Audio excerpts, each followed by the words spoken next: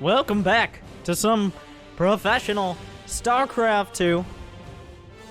A couple players you should know and be excited by in this Team Liquid Map Contest Showdown from Wardi Map Contest Invitational 4. We're on Heatwave, one of the candidate maps from the finalists, from the skilled mappers. But you know what? Let's go to the other side. Let's go to the other side. Sort of. I think he's Swedish. Swedish Zerg player. Right next to Finland, but we all know that other Finnish Zerg. I've completely lost my train of thought. Anyways, it's sort of in the top left, and it is none other than the BOSSTOSS. Why man? My man. The man. MC. He's back, and he's angry. Or is that's just like his default state? He's angry that other players would be in the game and try to win when everyone knows he deserves to. I don't know if that's the case. Maybe he's just having fun. This is from Wardi Map Contest Invitational 4. There's a lot of money in the line, thousands of dollars. And we're trying to figure out what maps people are going to be complaining about a couple seasons from now, because the winners of the map contest, oftentimes, almost always nowadays, end up on the ladder. So, we want to see, do they work for professional players? Do they make for entertaining games? What does that look like? And what better way to figure that out than by putting money on the table?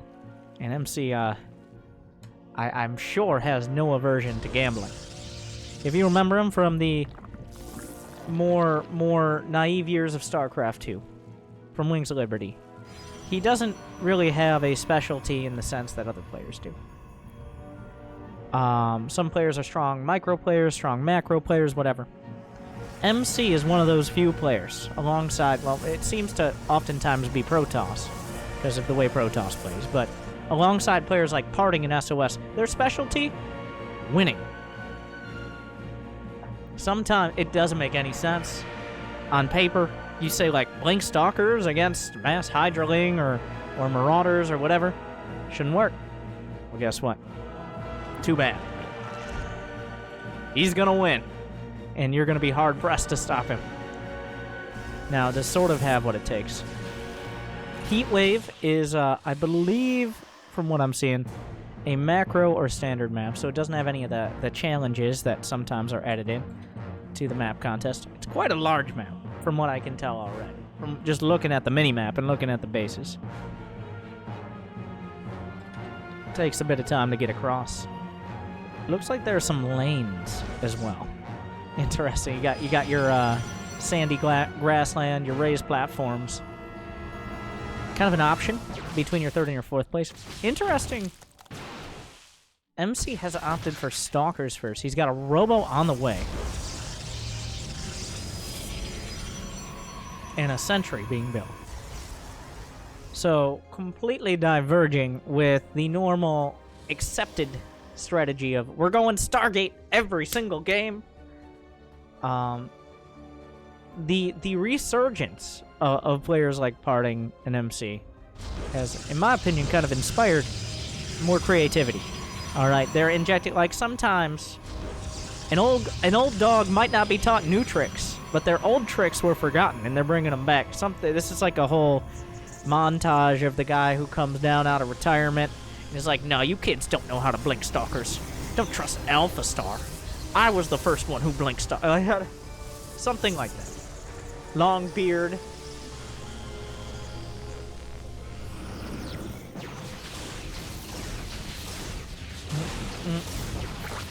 Hallucinated Phoenix comes in. Gives him high ground vision that you'd usually have with a Stargate. Takes out the Scouting Overlord on its little pervert pillar here. But he did see the timing of the 2 gas at the natural. Well, he didn't see the second one.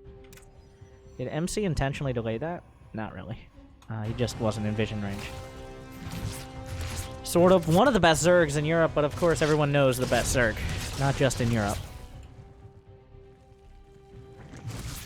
And it's unfortunate, but it is the case that he is, like many, overshadowed by Cyril. Still very competent. One of the top players in WCS.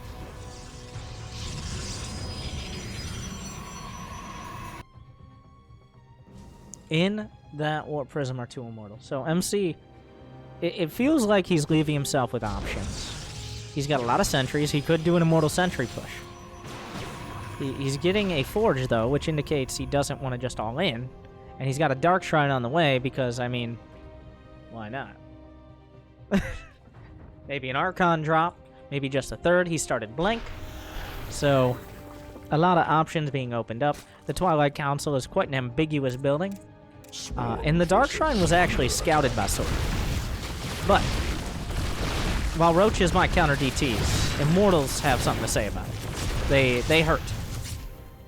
They do terrible, terrible damage to Roaches. So, it feels like MC is trying to keep sort of guessing here. What? He lost the Immortal.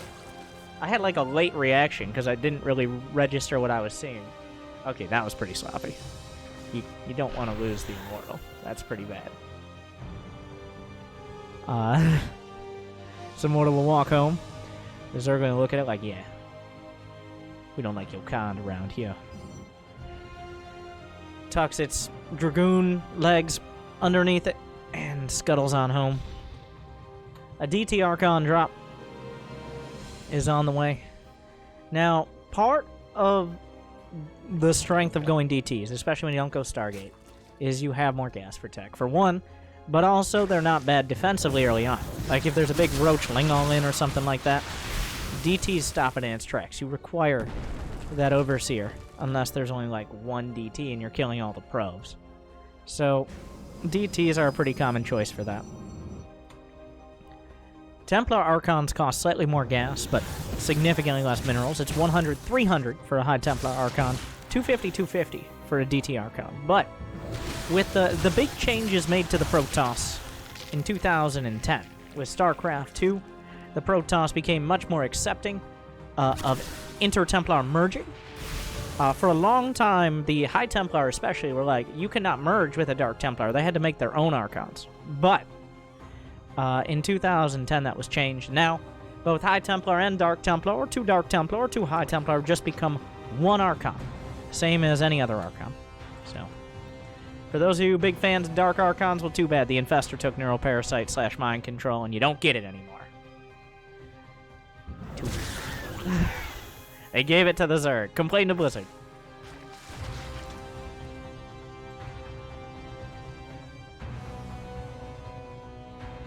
That Ling will find... Wait, what? Kill the Ling! Okay. An odd-looking army, to be honest. A lot of sentries involved. Ravagers required to break those force fields, but they, in and of themselves, are quite clunky. So force fields, even if you can break them, have a dramatic effect. If the force field... I mean, if the Ravagers are on the wrong side of the force fields, it doesn't matter if you break them. They're probably already dead. Just gotta be very careful about that. MC's moving in. The Zerg... Well, I'm sorry, guys. I completely missed the mutas. But apparently, MC didn't, as he's killed most of them. How many mutas were there? Okay, he only made 5 mutas, which is just enough to one-shot probes. And he's forced a lot of Stalkers warped in at home. So not a huge muta transition. Maybe you can snipe a Warp Prism or something if they're scouted, but they're shut down pretty quick. MC stalled out for a few seconds. Run up! Run up! Oh, that was very stressful. Oh, wait a second. I didn't want to live on this planet anymore.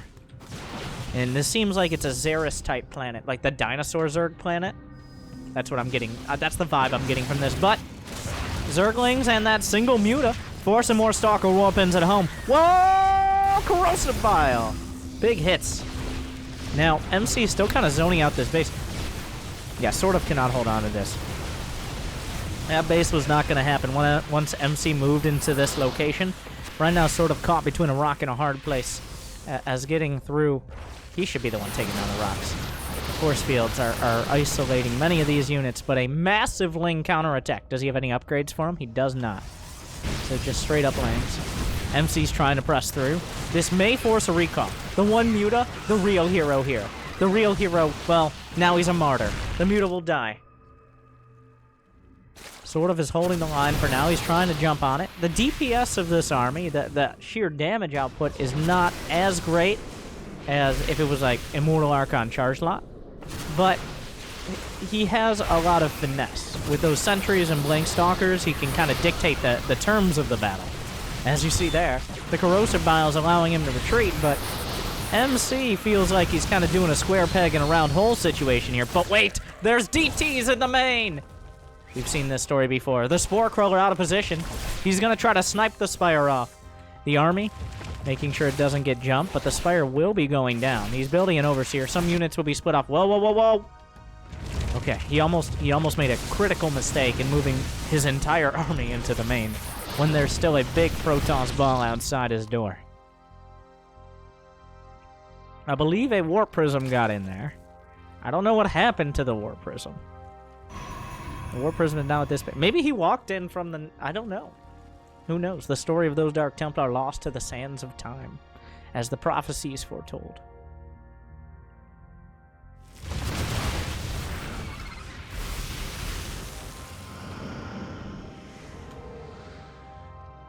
Lots of Roaches and Lings on the left. At this point, sort of no longer even really wants Roaches and Lings. Is that Observer speed? That is Observer. Yeah, Gravitic Boosters is movement speed for Observers. Very helpful against Lurkers. Sort of doing a good job of zoning out. Neither player on a massive economy. MC struggling to get a fourth, and sort of at less than 70 drones. He's actually only at 64. Which is kind of required to deal with an army like this. You need to have that kind of bulk unless you're being super cost-effective with things like Broodlords, for example. Lurkers, Broodlords, which you didn't have. The fourth base will be saved by Dark Templar, warped in from a Warp Prism that is powering the shield battery. A few Zealots shutting down the base to the top right. Still a struggle to get back up there from sort of. It seems to be, here on Heatwave, difficult to really change your lane from one side of the map to the other. It takes quite a time to get through these choke points. Oh, the force fields are good. MC. Now, he caught sort of on the other lane. He isolates it. The corrosive bows will allow him to break through, but down goes the fourth again. A Zerg player is almost never in a good position when they're at less bases than a Protoss or a Terran. It's not out of the question, and sort of still has a large army, and he's got a hive on the way, but MC has 4 bases. He's going to have access to more gas, and he has less of an obligation to play extra defensive. When sort of's getting beat down, he desperately needs a fourth. You can't afford hive tech with a drying up main base and a natural that's starting to mine out as well. You need a fourth just to get that hive tech up reliably while still being able to produce some units. Adaptive talents, the Lurker burrow, well, burrow speed and speed. Bit of a combo there. A handful of charge lots. MC starting to bank up minerals, so he can start using charge lots like a Zerg with that many bases would use Zerglings. Just try to do damage, snipe whatever he can. Speaking of sniping, DT's in the main, a little distracted. I'm not sure if he killed anything more. But the army comes back. That's only 4 DTs. Sort of out of position. And MC switches back over to the right side. It looks like sort of will be able to scramble back with the help of creep. Oh, wow. MC going deep in the paint. The Lings getting a little ahead of themselves. I really like the way MC is using the map. And as soon as an army moves towards the right, he's moving to the left, trying to get through the Lurkers. Lurkers, quite good, if there are enough of them. Oh, the curve! Pretty big Disruptor hit. Interesting to see Disruptors being in the mix here as well. MC on top of these very micro-intensive units. He has the economy. He has more cost-effective units for the most part, and he has more economy, so he's leaning on that. But he's lost a lot of his Immortals. He's down to 4. He's down to 3. He's down to 2. At the same time, no, those are, okay, those are changelings. How many Lurkers left? 1. It's not very many Lurkers. Could hardly be less. The Stalkers on the right, this base is finished. Cannot be canceled. +3 weapons is done. Armor, most of the way there. +1 armor, not +3. So he's really been focused on a lot more of the stick than the carrot. Well, stick than the shield, I guess makes more sense. But here comes Storm. The splash damage all over the place here. sort of zoned out again. The charge lot's cutting through the drones. MC piling on the pressure and sort of down to 120 supply. The base will be targeted. How many more storms are there? Just the one. But sort of is back down to 3 bases again. MC will not let up, but with the splash damage so severely reduced, there's one disruptor in the back. Blinding Cloud, incredibly important here, but there's just not enough HP on these units. Sort of, how do you turn this around? Good. There's no now money. I have your attention. There's no money. Nothing special. He doesn't have 14. He has 4 lurkers. He's got a couple Vipers. He's at 100 supply, I guess 162. He's down 40 workers. The upgrades aren't great. He's leaning on the lurkers. MC already preparing for the next level of tech. 3 Stargates in the main.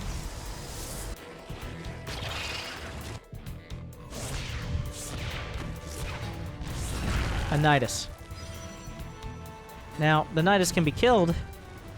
He lost his Overseer, though, so DTs could defend this. This is a Desperation nydus if I've ever seen one. Oh, no. Lurker's already being killed off. He needs to target down the Observer, but he doesn't have detection. The nydus comes out, but there's nothing with it. The Curveball Disruptor comes in, but there's no other detection, so he will be forced to back off this for now. There's just kind of a nydus worm here. There's just a nydus. It's just right there. Nobody seems to be paying attention. MC finally warps in units. Oh, it's too late.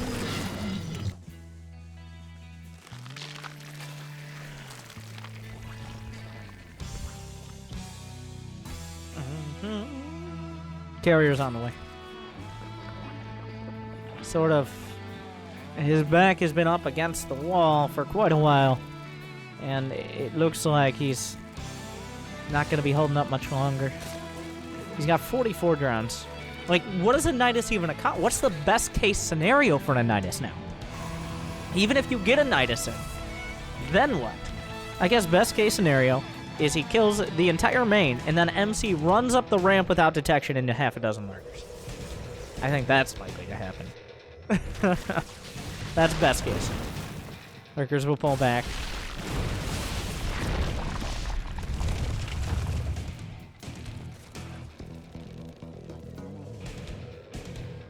Plenty of Templar. He's got carriers finishing. I really like MC. Feels like MC really played to the map. Really played to Heatwave. The way he moved his army around, he kind of split it into 2 forces, knowing he could kind of dictate the terms of the battle with that many sentries early and that much splash damage later. Oh, the feedbacks! And a storm in the mix. It's Terran music coming through in a Protoss versus Zerg. Of course.